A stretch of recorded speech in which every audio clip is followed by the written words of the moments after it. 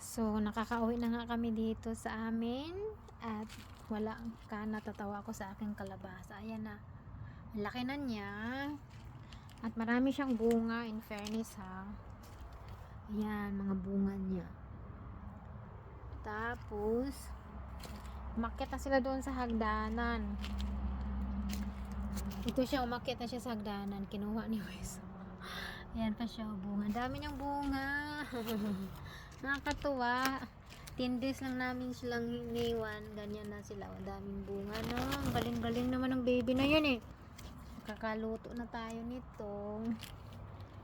Yan lang ang aking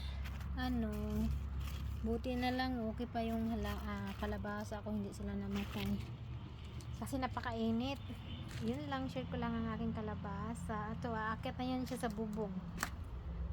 At saka wala kayo yung snake plant ko, nabuhay siya. Gusto pala niya sa labas, ayaw niya sa loob. Ayan, mayroon na siyang baby.